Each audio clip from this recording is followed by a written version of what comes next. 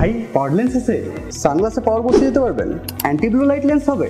আচ্ছা, রোদে গেলে যে কালো হয় ওইটা দিতে পারবেন।